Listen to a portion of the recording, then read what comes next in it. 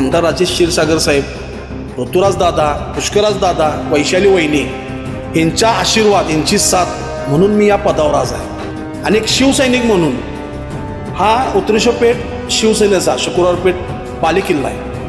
माझ्या आधीच्या सैनिकांनी पण सांभाळला, आता पण आम्ही सांभाळतोय आणि इथून पुढे देखील आम्ही आमच्या जोपर्यंत जीव आहे तोपर्यंत आम्ही सांभाळणार. क्षीरसागर साहेबांच्या नेतृत्वाखालीच आम्ही हा बालेकिल्ला अजूनपर्यंत सांभाळत आहे आणि सांभाळणार. मग मी आमदार राजेश क्षीरसागर साहेबांची ही गोष्ट कानावर घातली की असं साहेब आहे, आणि साहेबांनी लगेच त्याला मान्यता देऊन 5-5 लाखाचे संरक्षण कवच विमा आम्ही कर्मचाऱ्यांना करून दिले.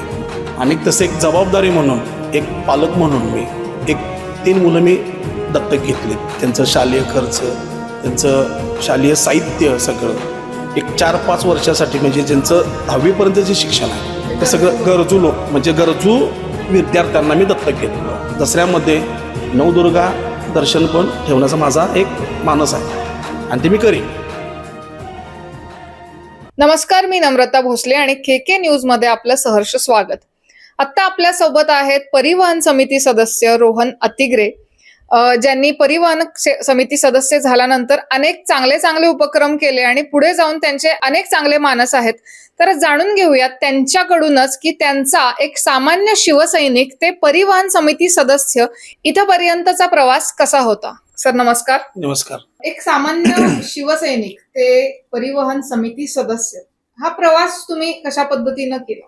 2002 पासून मी हिंदुत्ववादी संघटनेचं काम सुरू केलं. मग बजरंग दल, विश्व हिंदू परिषद, सनातन प्रभात या हिंदुत्ववादी संघटनेचं मी काम करत होतो.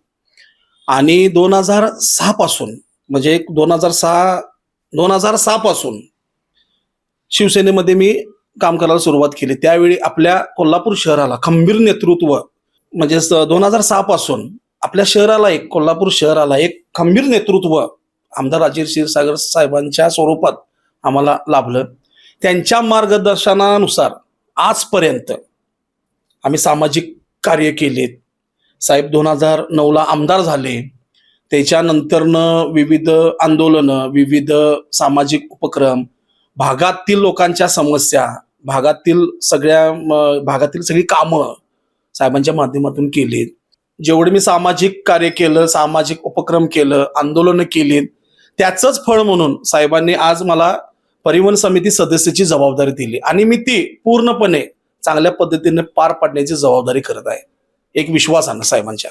मग परिवहन समिती सदस्य झाल्यानंतर तुम्ही कोल्हापूरच्या नागरिकांसाठी किंवा परिवहन क्षेत्रासाठी अशी कोणती भरीव कामगिरी केलीत? ज्यावेळी माझी निवड झाली पहिला, त्यावेळेला मी काय केलं की 3ऱ्या दिवशी KMTनं प्रवास करायचा ठरवला आणि लोकांच्या, जनतेच्या जे काही प्रश्न आहेत ते समजावून घ्यायचा प्रयत्न केला. मग गेलो, मी प्रवास केला.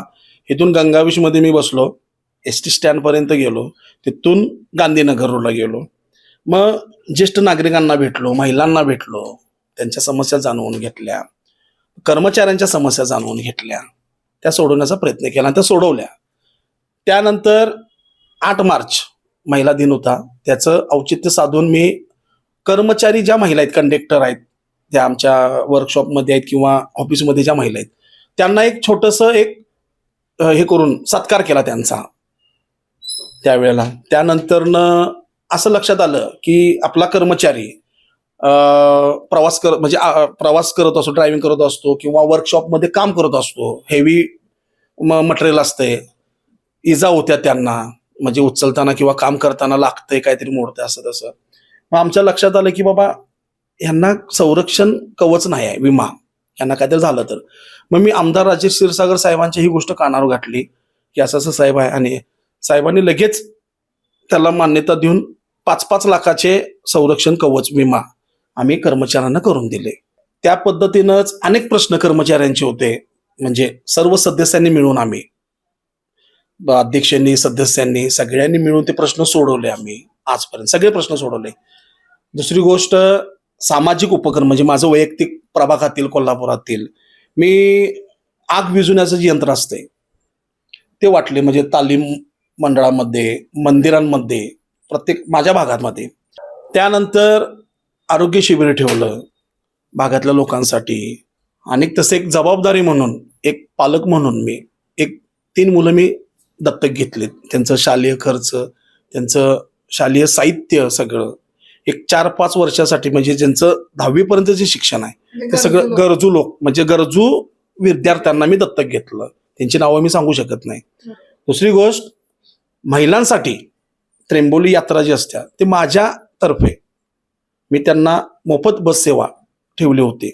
पुढं जाऊन मी आता दसऱ्यामध्ये नवदुर्गा दर्शन पण ठेवण्याचा माझा एक मानस आहे आणि ते मी करीन. पुढे जाऊन येणाऱ्या या वर्षांमध्ये एक परिवहन समिती सदस्य म्हणून नागरिक कोल्हापूरकरांसाठी आणि परिवहन क्षेत्रासाठी काय योगदान देण्याचा मानस तुमचा आहे? आमदार राजेश क्षीरसागर साहेबांच्या मार्गदर्शनाखाली अध्यक्ष चेअरमन साहेब, सदस्य आमचे परिवहनचे, यांच्या संमतीने जे काय करायला लागल परिवहनसाठी, KMT साठी, ते आम्ही सगळं करणार. मग कर्मचाऱ्यांचे प्रश्न असतील, अनेक काही असतील, सुधारणा त्यामध्ये. अजून आता आमच्या 100 ई-बसेस आता यायला लागल्यात, थोड्या आलेल्या आहेत, थोड्या येणार आहेत आता. त्याच्यासाठी आणि काय करावं लागेल ते आम्ही सगळं करणार. आणि शेवट सांगायचं झालं तर माझा भाग, माझ्या भागातील माणसं, माझी उतरेश्वर पेठ, माझी शुक्रवार पेठ, म्हणजे कोल्हापूर शहरच, कारण माझा जन्म जिथं झाला उतरेश्वर पेठेमध्ये, माझ्या भागातल्या लोकांनीच मला हे सामाजिक कार्यातून साथ देऊन मला मोठे केलं. तसंच आमदार राजेश क्षीरसागर साहेब, ऋतुराज दादा, पुष्कराज दादा, वैशाली वहिनी यांच्या आशीर्वाद, यांची साथ म्हणून मी या पदावर आज आहे. आणि एक शिवसैनिक म्हणून हा उतरेश्वर पेठ शिवसेनेचा शुक्रवार पेठ बालेकिल्ला आहे. माझ्या आधीच्या सैनिकांनी पण सांभाळला, आता पण आम्ही सांभाळतोय आणि इथून पुढे देखील आम्ही आमच्या जोपर्यंत जीव आहे तोपर्यंत आम्ही सांभाळणार. क्षीरसागर साहेबांच्या नेतृत्वाखालीच आम्ही हा बालेकिल्ला अजूनपर्यंत सांभाळत आहे आणि सांभाळणार. तर आत्ताच आपण पाहिलं परिवहन समिती सदस्य रोहन अतिग्रे यांनी परिवहन क्षेत्रासाठी आणि नागरिकांसाठी केलेल्या कामाचा आढावा. शिवाय त्यांना पुढे जाऊन ज्या गोष्टी करायच्या आहेत, जो त्यांचा मानस आहे तो पूर्ण व्हावा अशी इच्छा एक व्यक्त करते सर. आणि खूप खूप धन्यवाद.